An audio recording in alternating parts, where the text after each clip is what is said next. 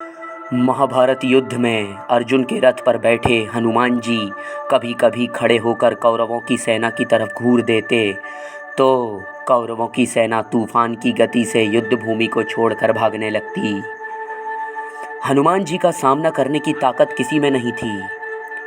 एक दिन ऐसा ही कुछ हुआ। कर्ण अर्जुन पर अत्यंत भयंकर बाणों की वर्षा किए जा रहे थे। उनके बाणों की वर्षा से श्री कृष्ण जी को भी बाण लग रहे थे, अतः उनके बाण श्री कृष्ण जी के कवच को काटकर उनके कोमल अंगों को लगने लगे। रथ की छत पर बैठे पवन पुत्र हनुमान जी एकटक नीचे अपने आराध्य की तरफ देख रहे थे।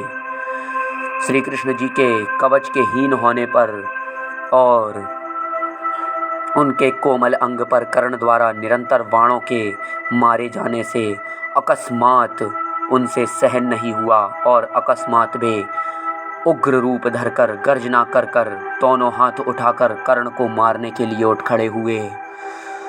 हनुमान जी की भयंकर गर्जना से ऐसा लगा मानो ब्रह्मांड फट जाएगा। कौरव सेना तो पहले ही भाग चुकी थी, अब पांडव पक्ष की सेना भी भागने लगी। हनुमान जी का क्रोध देखकर कर्ण का धनुष हाथ से गिर गया। श्री कृष्ण ने तत्काल उठकर अपना दक्षिण हस्त उठाया और हनुमान जी को स्पर्श करके सावधान किया, रुको, यह तुम्हारे क्रोध का समय नहीं। श्री कृष्ण जी के स्पर्श से हनुमान जी रुक तो गए, लेकिन उनकी पूंछ खड़ी होकर आकाश में हिलने लगी। उनके दोनों हाथों की मुट्ठियां बंध गईं, वे दांत कटकटा रहे थे और आग्नेय नेत्रों से कर्ण की ओर घूर रहे थे। हनुमान जी का क्रोध देखकर कर्ण और उनके साथी कांपने लगे। हनुमान जी का क्रोध शांत ना होते देखकर कृष्ण जी ने कड़े स्वर में कहा, हनुमान, मेरी ओर देखो। अगर तुम इस प्रकार कर्ण की ओर कुछ और क्षण देखोगे तो कर्ण तुम्हारी दृष्टि से ही मर जाएगा। यह त्रेता युग नहीं है। तुम्हारे पराक्रम को तो, तुम्हारे तेज को तो यहाँ पर कोई नहीं सह सकता।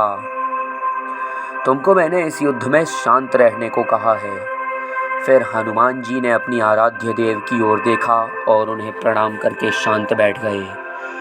जी हाँ दोस्तों, ऐसी है बजरंगबली महाबली की शक्ति।